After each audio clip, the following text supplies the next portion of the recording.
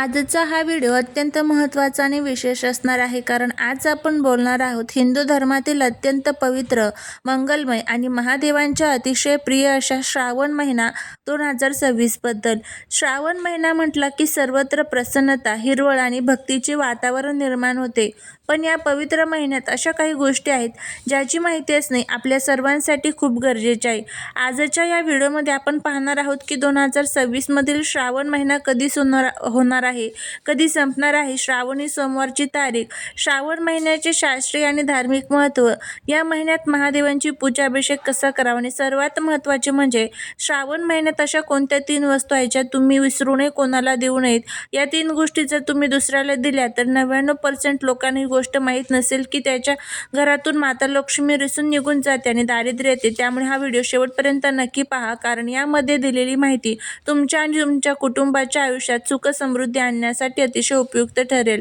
सर्वप्रथम आपण जाणून घेऊया की 2026 या वर्षात श्रावण महिना नेमका कधी सुरू होत आहे आणि कधी संपणार आहे. पंचांगानुसार आणि प्रदेशानुसार श्रावण महिन्याच्या तारखांमध्ये फरक असतो.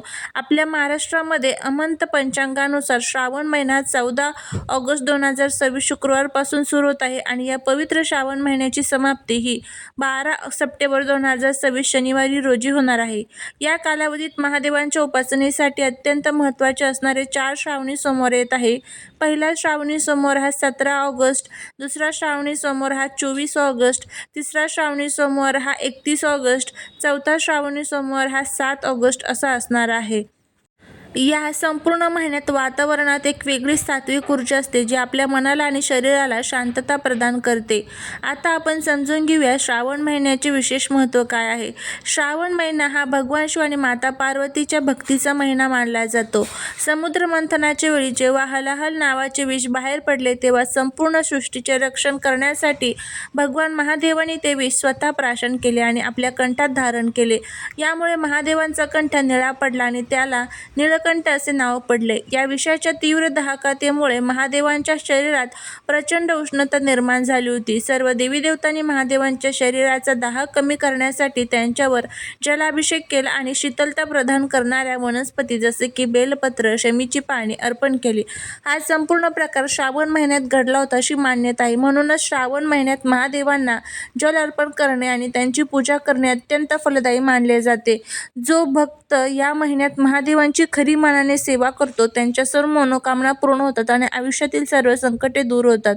आता आपण पाहूया की श्रावण महिन्यात महादेवांची पूजा आणि अभिषेक कसा करावा. श्रावण महिन्यात दररोज किंवा विशेषतः श्रावणी सोमवारी सकाळी लवकर उठून स्नान करावे आणि स्वच्छ वस्त्र परिधान करावे. घरातील देवारात किंवा जवळच्या शिवमंदिरात जाऊन महादेवांची पूजा करावी. पूजेसाठी सर्वप्रथम शिवलिंगावर स्वच्छ जल किंवा गंगाजल अर्पण करावे. त्यानंतर दूध, दही, तूप, मध आणि साखर एकत्र करून बनवलेले पंचामृत महादेवांना अर्पण करावे. पंचामृताने अभिषेक केल्यानंतर पुन्हा एकदा स्वच्छ पाण्याने शिवलिंग स्वच्छ करावे. यानंतर महादेवांना अतिशय प्रिय असणारी बेलपत्रे अर्पण करावीत. बेलपत्र अर्पण करताना ते कुठेही फाटलेले किंवा तुटलेले नसावे. त्यावर ओम नमः शिवाय लिहून किंवा मनात जप करत ते वाहावे. बेलपत्रासोबतच पांढरी फुले, धोतरा, भस्म आणि अक्षदा महादेवांना अर्पण कराव्यात. पूजेदरम्यान सतत ओम नमः शिवाय या महामंत्राचा किंवा महामृत्युंजय मंत्राचा जप करावा. शेवटी महादेवांना नैवेद्य दाखवून आरती करावी. ही साधी आणि सोपी पूजा पद्धत महादेवांना अत्यंत प्रसन्न करते. आता आपण येऊया आजच्या व्हिडिओतील सर्वात महत्त्वाच्या विषयाकडे, जो 99% लोकांना माहीत नाही की श्रावण महिना अतिशय पवित्र आणि सात्विक महिना असल्यामुळे या महिन्यात आपल्या घरातील सकारात्मक ऊर्जा आणि लक्ष्मीचा वास टिकून ठेवणे खूप गरजेचे असते. वास्तुशास्त्र आणि ज्योतिषशास्त्रानुसार श्रावण महिन्यात घरातील 3 विशिष्ट वस्तू कधी कोणत्याही बाहेरच्या व्यक्तीला किंवा शेजाऱ्यांना देऊ नयेत असे मानले जाते. असे केल्याने घरातील लक्ष्मी साथ सोडून जाते आणि घरामध्ये आर्थिक अडचणी निर्माण होतात.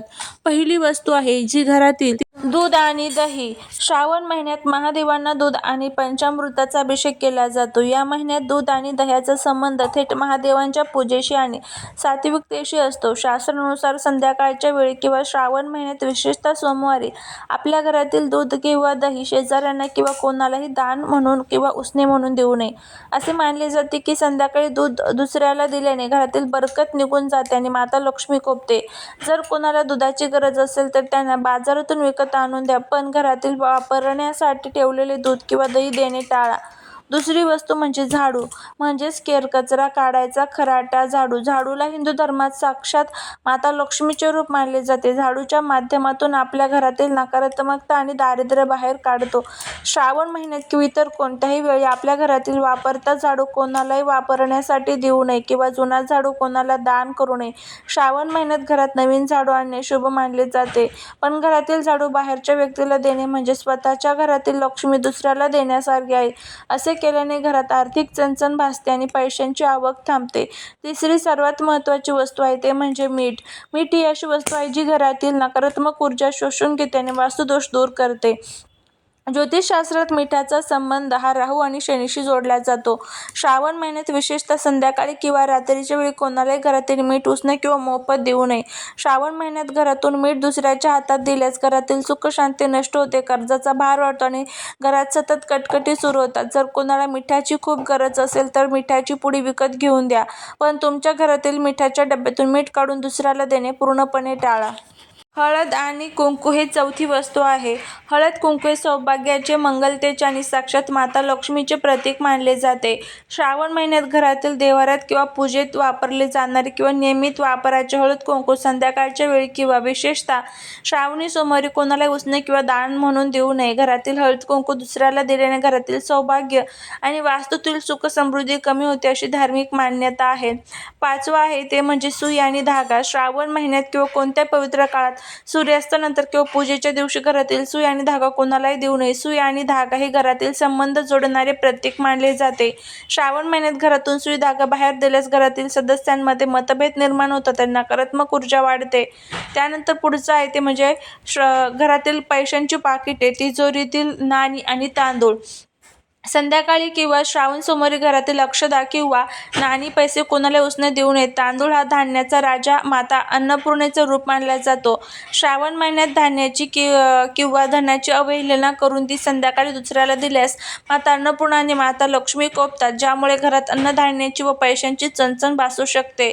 त्यानंतर पुढचं आहे ते म्हणजे स्वतःचे कपडे किंवा वापरलेले दागिने दुसऱ्या व्यक्तीला वापरण्यासाठी देऊ नयेत. प्रत्येक व्यक्तीची स्वतःची ऊर्जा असते. श्रावण महिन्यात महादेवांच्या पूजेमुळे आपल्या शरीरात आणि वस्त्रांमध्ये सात्विक ऊर्जा निर्माण होते. आपले वस्त्र किंवा दागिने दुसऱ्याला दिल्याने आपली सात्विक ऊर्जा आणि सकारात्मकता निघून जाते आणि दुसऱ्याची नकारात्मकता आपल्याकडे येऊ शकते. श्रावण महिन्यात घरातील स्वयंपाकाची भांडी किंवा लोखंडाची वस्तू दुसऱ्याला उसने देणे टाळावे. ज्योतिषात लोखंडाचा संबंध शनिदेवाशी आणि राहूशी जोडला आहे. श्रावण महिन्यात लोखंडाची देवाणघेवाण केल्याने घरातील वास्तुदोष आणि अचानक उद्भवणारे आर्थिक नुकसान होऊ शकते. त्यामुळे या सुद्धा गोष्टी आपल्याला कोणालाच द्यायच्या नाही. अशा पद्धतीने आपण बऱ्याचशा वस्तू बघितलेल्या आहेत, पण सर्वात मेन ज्या वस्तू होत्या, ज्या पहिल्या 3 वस्तू सांगितलेल्या आहेत, त्या चुकूनही कोणालाच देऊ नका. अशा पद्धतीने हे काही नियम जे आहेत ते श्रावणामध्ये आपल्याला पाळायचे आहेत. हे नियम जर आपण पाळले तरच आपल्याला संपूर्ण श्रावण महिन्याचं जे फळ आहे तर ते मिळेल. केलेल्या सेवेचं, केलेल्या उपायांचं फळ जे आहे तर ते आपल्याला मिळत असतं. नाहीतर मग आपल्या जीवनामध्ये सतत अडचणी आणि दुःखांचा आपल्याला सामना करावा लागतो. तर ह्या सर्व गोष्टी पाळण्याचा प्रयत्न करा. तुम्हाला नक्कीच खूप चांगला फायदा जो आहे तर तो होईल. महादेव आपल्यावरती प्रसन्न होतील. जीवनातील सर्व संकटे आणि अडचणी ज्या आहेत तर त्या दूर होताना आपल्याला दिसून येईल. चालेल, ही सेवा ही महाराजांच्या चरणी रुजू करते. व्हिडिओ जर आवडला तर लाईक, शेअर आणि सबस्क्राईब करायला विसरू नका. त्याचबरोबर कमेंटमध्ये ओम नमः शिवाय लिहायला विसरू नका. तुम्ही जर हा व्हिडिओ बघत असाल तर व्हिडिओला तुमच्या फ्रेंड्स, मित्रपरिवाराबरोबर नक्की शेअर करा, जेणेकरून त्यांना सुद्धा याचा खूप चांगला फायदा होईल. त्यांच्या जीवनातील स्वतःचे काही अडचणी, दुःख असेल तर ते सुद्धा दूर होतील. महादेव हे भोलेनाथ आहे, त्यांची सेवा केल्यामुळे जीवनातील अडचणी आपोआप दूर होतात. नक्की हे सर्व गोष्टी पाळा, तुम्हाला फायदा होईल.